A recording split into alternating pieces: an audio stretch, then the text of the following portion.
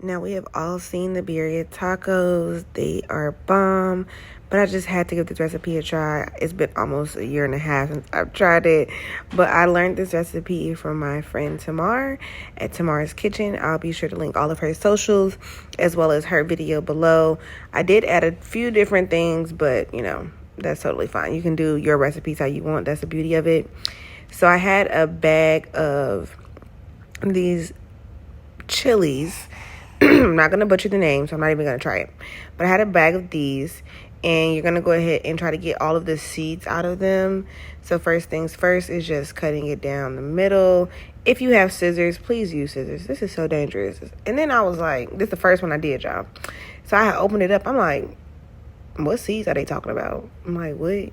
So I'm like, all right, let me do this other one. Bow. Those seeds. Those are actually the seeds that everybody is talking about.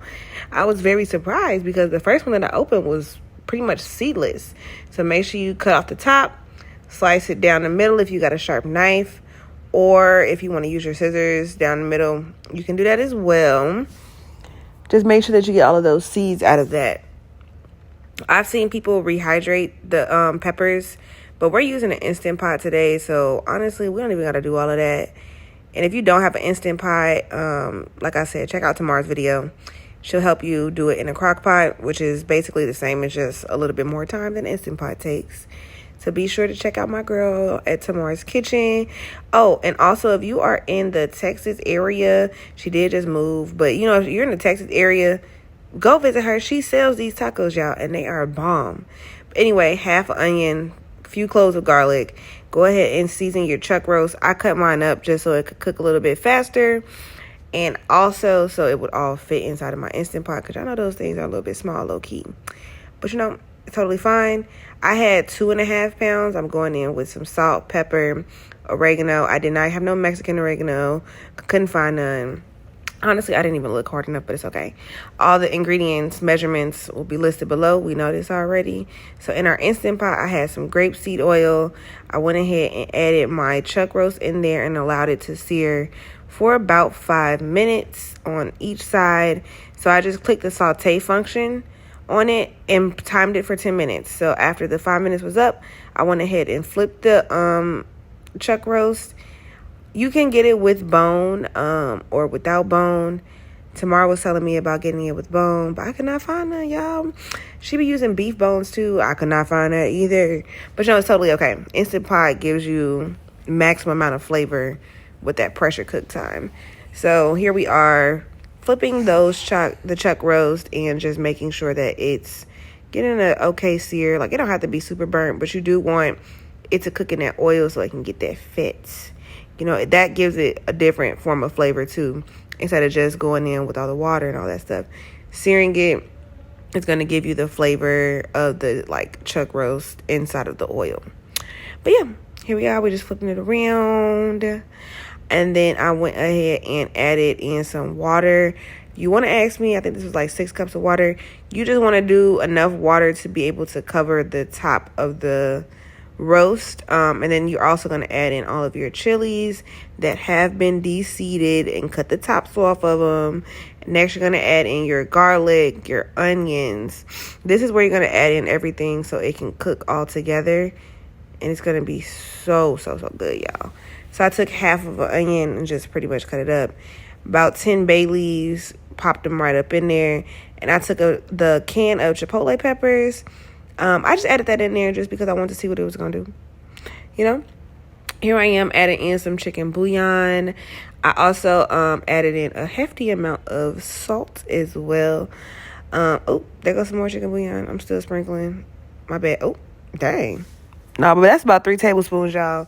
And I'll say about 1.5 tablespoons of dry thyme, 2 tablespoons of salt, 1 tablespoon of oregano, 1 tablespoon of cumin, a cinnamon stick, and 1 tablespoon of chili powder. Whew, baby. But yeah, once that's all in there, you're just going to mix it all up. Make sure that all the seasonings are, kind of touching the water so it can all get in there all good and stuff. And after you do that, you really just going to close that Instant Pot up, baby. And I put it, close the Instant Pot, bow, turn the lid. Here we are. I put mine on 35 minutes at high pressure, and while that was going, or closer to the time where it was finishing up, I started to grate me some cheese. I went with mozzarella cheese. The original recipe, more authentic recipe, calls for Oaxaca cheese, and it's not spelled how you think, so I'm gonna go ahead and type that in below. But if you can't find no Oaxaca cheese, you can go ahead and grate you up some mozzarella cheese. I say grated just because you know that cheese pull that we seen in the beginning, baby, that's how you gonna get it. So I use some mozzarella cheese for that. Here you'll see me once it's done. You see it's still cooking a little bit. Like let it depressurize. That take about 6 to 7 minutes. And once it finished, go ahead and grab all of those peppers out of there. I'm talking about peppers. Those chilies out of there. After you got all the chilies up in there, you're going to take some of the juice, the broth or whatever, and you're going to blend it. Now, for some reason, my camera didn't catch that. But once you blend it, you're going to pour it back into this. You don't want to pour out your juice. You're going to mix this together. Mix it. All right, and then if you got some more in your cup, add a little bit more juice in there and shake it up. Get all of that out. We need all of that flavor. Take your meat, shred it. Once it's shredded, you're going to go ahead and pour some of that nice juice, oil, dip, whatever you want to call it, all up onto there just so it can have some flavor once you actually inside of the taco. Because around these ways, we don't eat no dry tacos, okay?